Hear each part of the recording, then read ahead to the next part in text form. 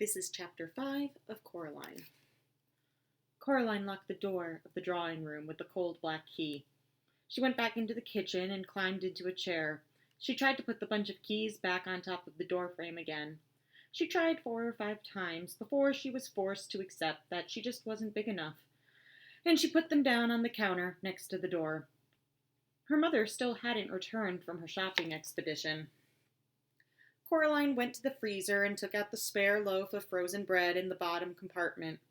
She made herself some toast with jam and peanut butter. She drank a glass of water. She waited for her parents to come back. When it began to get dark, Coraline microwaved herself a frozen pizza. Then Coraline watched television. She wondered why grown-ups gave themselves all the good programs with the shouting and the running in them. After a while, she started yawning. Then she undressed, brushed her teeth, and put herself to bed. In the morning, she went into her parents' room, but their bed hadn't been slept in, and they weren't around. She ate canned spaghetti for breakfast. For lunch, she had a block of cooking chocolate and an apple. The apple was yellow and slightly shriveled, but it tasted sweet and good. For tea, she went down to see Mrs. Spink and Forcible. She had 3 biscuits, a glass of limeade, and a cup of weak tea. The limeade was very interesting. It didn't taste anything like limes. It tasted bright green and vaguely chemical.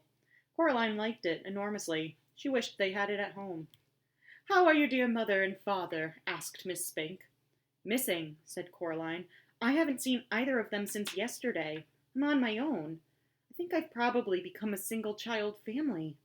Tell your mother that we found the Glasgow Empire press clippings we were telling her about. She seemed very interested when Miriam mentioned them to her." "She's vanished under mysterious circumstances," said Coraline, "and I believe my father has as well." "I'm afraid we'll be out all day tomorrow, Caroline, lovey," said Miss Forcible. "We'll be staying over with April's niece in Royal Tunbridge Wells." They showed Coraline a photographic album with photographs of Miss Spink's niece in it, and then Coraline went home. She opened her money box and walked down to the supermarket. She bought 2 large bottles of limeade, a chocolate cake, and a new bag of apples, and went back home and ate them for dinner. She cleaned her teeth and went into her father's office. She woke up his computer and wrote a story. Coraline's story. There was a girl, her name was Apple. She used to dance a lot. She danced and danced until her feet turned into sausages. The end. She printed out the story and turned off the computer. Then she drew a picture of the little girl dancing underneath the words on the paper. She ran herself a bath with too much bubble bath in it, and the bubbles ran over the side and went all over the floor.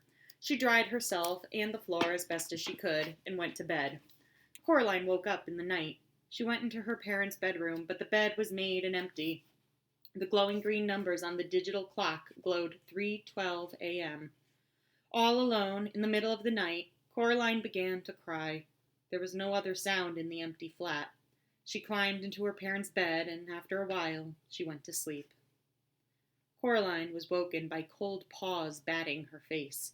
She opened her eyes. Big green eyes stared back at her. It was the cat. "Hello," said Coraline. "How did you get in?" The cat didn't say anything. Coraline got out of bed. She was wearing a long t-shirt and pajama bottoms. "Have you come to tell me something?" The cat yawned, which made its eyes flash green. "Do you know where my mom and dad are?" The cat blinked at her, slowly. "Is that a yes?" The cat blinked again.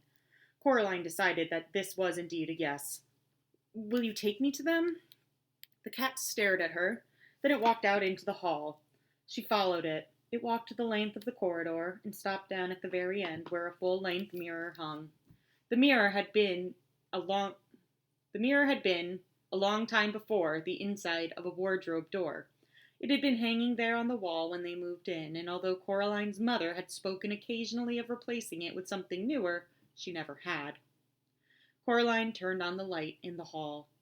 The mirror showed the corridor behind her. That was only to be expected. But reflected in the mirror were her parents. They stood awkwardly in the reflection of the hall. They seemed sad and alone. As Coraline watched, they waved to her, slowly, with limp hands. Coraline's father had his arm around her mother. In the mirror, Coraline's mother and father stared at her. Her father opened his mouth and said something, but she could hear nothing at all. Her mother breathed on the inside of the mirror glass, and quickly, before the fog faded, she wrote, "Help us." with the tip of her finger. The fog on the inside of the mirror faded, and so did her parents, and now the mirror reflected only the corridor and Coraline and the cat. "Where are they?" asked Coraline. The cat made no reply, but Coraline could imagine its voice, dry as a dead fly on a windowsill in winter, saying, "Well, where do you think they are?" "They aren't going to come back, are they?" said Coraline. "Not under their own steam." The cat blinked at her. Coraline took that as a yes. "Right," said Coraline, "then I suppose there's only one thing left to do." She walked into her father's study. She sat down at his desk. Then she picked up the telephone, and she opened the phone book and telephoned the local police station. "Police," said a gruff male voice.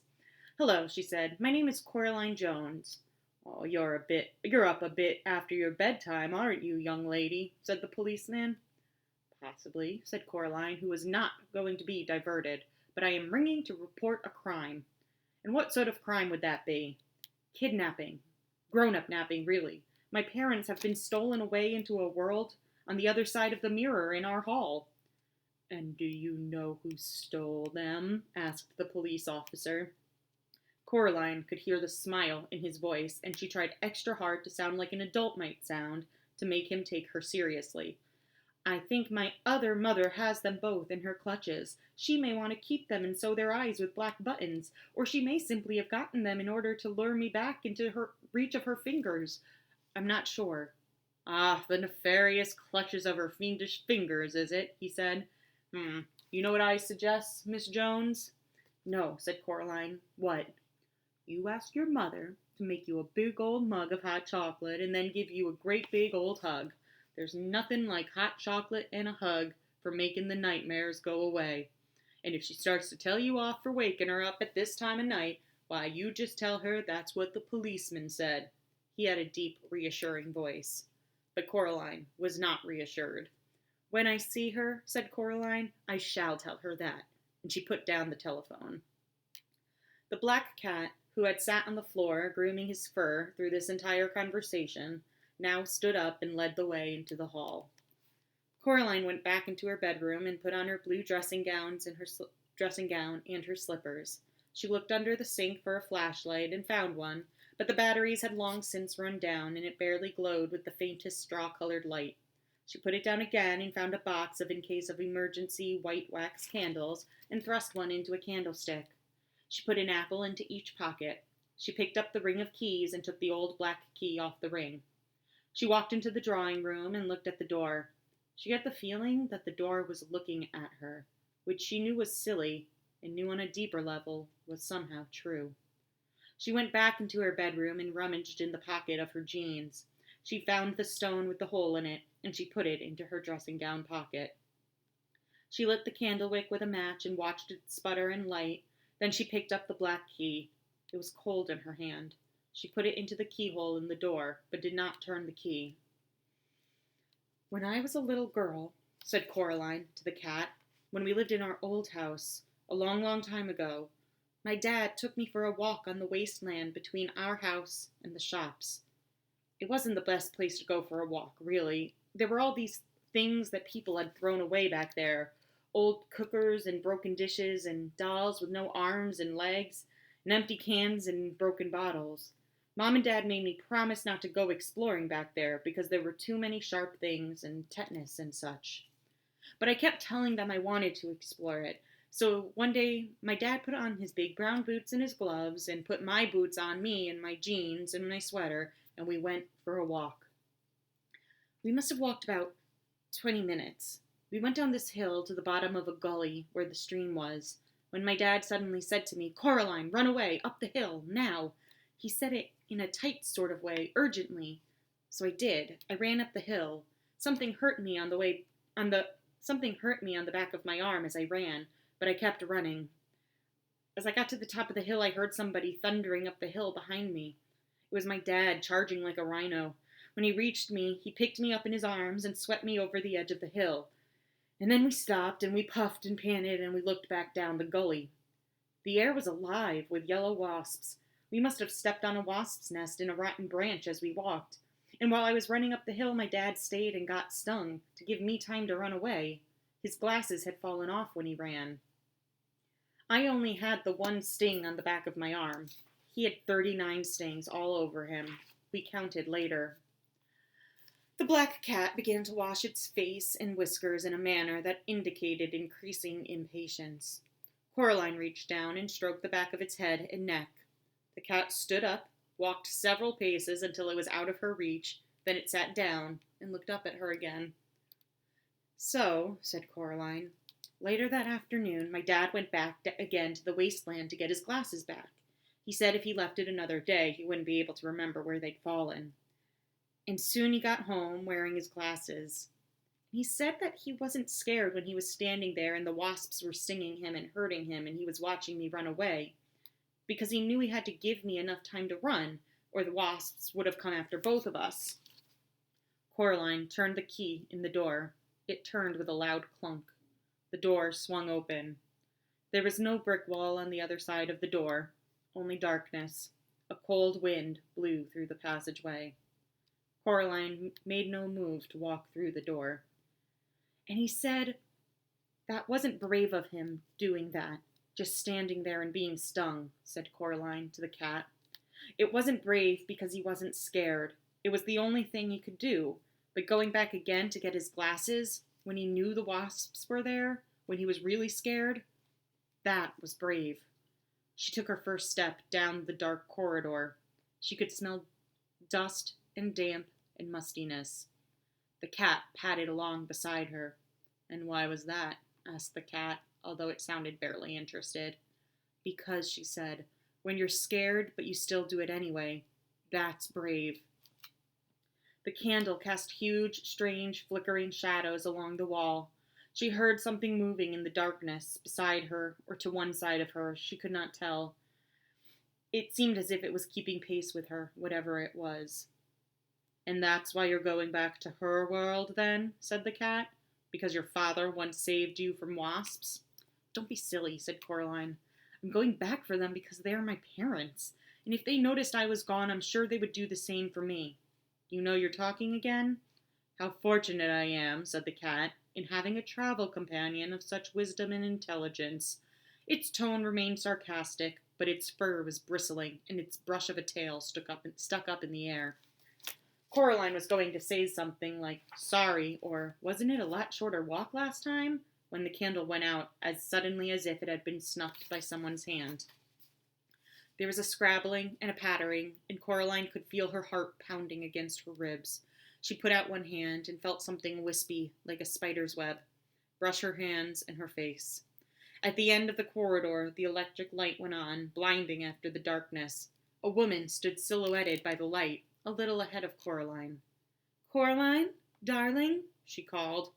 Mom, said Coraline, and she ran forward, eager and relieved.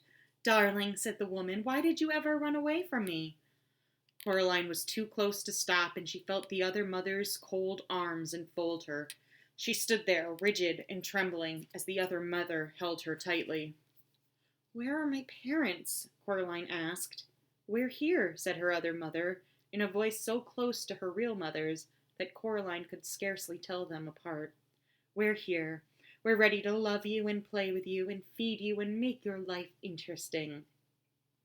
Coraline pulled back, and the other mother let go, with reluctance.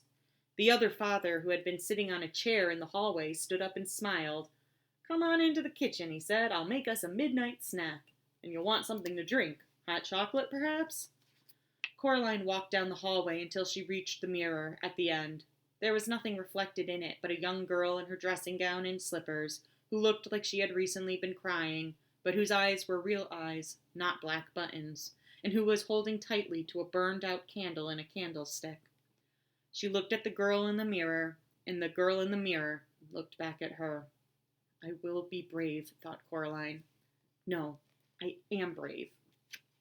She put down the candlestick on the floor and then turned around. The other mother and other father were looking at her hungrily. I don't need a snack, she said. I have an apple, see? And she took an apple from her dressing gown pocket and bit into it with relish and an enthusiasm that she did not really feel. The other father looked disappointed. The other mother smiled, showing a full set of teeth, and each of the teeth was a tiny bit too long. The lights in the hallway made her black button eyes glitter and gleam. "You don't frighten me," said Coraline, although they did frighten her very much. "I want my parents back." The world seemed to shimmer a little at the edges. "Whatever would I have done with your old parents? If they left you, Coraline, it must be because they became bored with you or tired. Now I will never become bored with you, and I will never abandon you. You will always be safe here with me." The other mother's wet-looking black hair drifted around her head, like the tentacles of a creature in the deep ocean. "They weren't bored of me," said Coraline. "You're lying. You stole them." "Silly, silly Coraline. They're fine, wherever they are." Coraline simply glared at the other mother. "I'll prove it to you," said the other mother, and brushed the surface of the mirror with her long, white fingers. It clouded over, as if a dragon had breathed on it, and then it cleared. In the mirror, it was daytime already.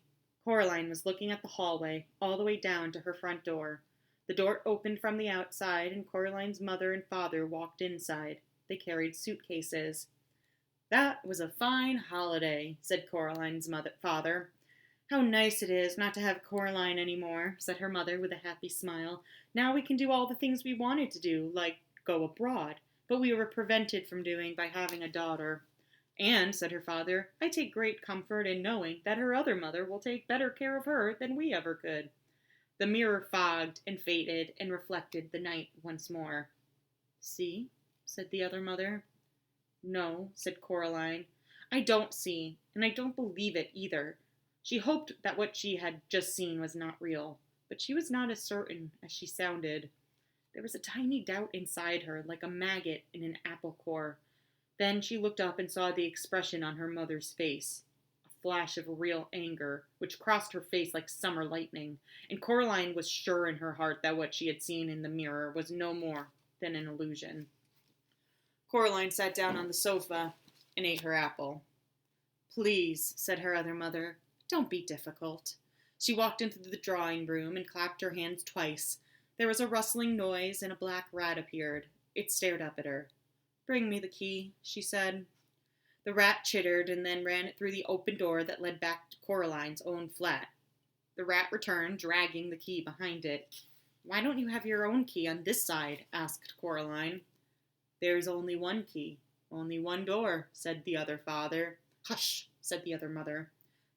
"You must not bother our darling Coraline's head with such trivialities." She put the key in the keyhole and twisted. The lock was stiff, but it clunked close. She dropped the key into her apron pocket. Outside, the sky had begun to light into a luminous gray. "Well, if we aren't going to have a midnight snack," said the other mother, "we still need our beauty sleep. I'm going back to bed, Coraline. I would strongly suggest that you do the same." She placed her long white fingers on the shoulders of the other father, and she walked him out of the room. Coraline walked over to the door at the far corner of the drawing room. She tugged on it, but it was tightly locked. The door of her other parents' bedroom was now closed. She was indeed tired, but she did not want to sleep in the bedroom. She did not want to sleep under the same roof as her other mother. The front door was not locked. Coraline walked out into the dawn and down the stone stairs. She sat down on the bottom step. It was cold. Something furry pushed itself against her side in one smooth, insinuating motion. Coraline jumped, then breathed a sigh of relief when she saw what it was. "Oh, it's you," she said to the black cat. "See," said the cat. "It wasn't so hard recognizing me, was it? Even without names." "Well, what if I wanted to call you?" The cat wrinkled its nose and managed to look unimpressed. "Calling cats," it confided, "tends to be a rather overrated activity. Might as well call a whirlwind."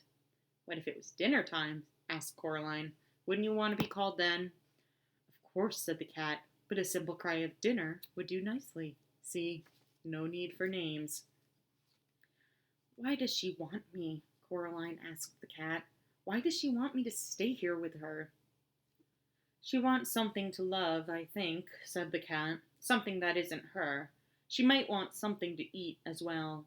It's hard to tell with creatures like that." "Do you have any advice?" asked Coraline. The cat looked as if it were about to say something else sarcastic. But then it flicked its whiskers and said, "Challenge her. There's no guarantee she'll play fair, but her kind of thing loves games and challenges." "What kind of thing is that?" asked Coraline. But the cat made no answer, simply stretched luxuriantly and walked away. Then it stopped and turned and said, "I'd go inside if I were you. Get some sleep. You have a long day ahead of you." And then the cat was gone. Still, Coraline realized it had a point. She crept back into the silent house, past the closed bedroom door, inside which the other mother and the other father, what, she wondered, slept? Waited?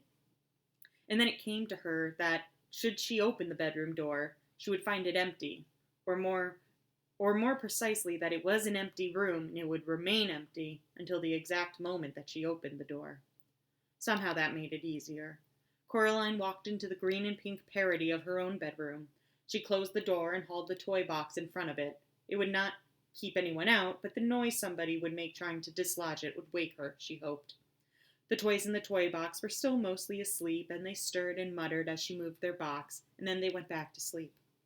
Coraline checked under her bed, looking for rats, but there was nothing there. She took off her dressing gown and slippers and climbed into bed and fell asleep with barely enough time to reflect, as she did so, on what the cat could have meant by a challenge.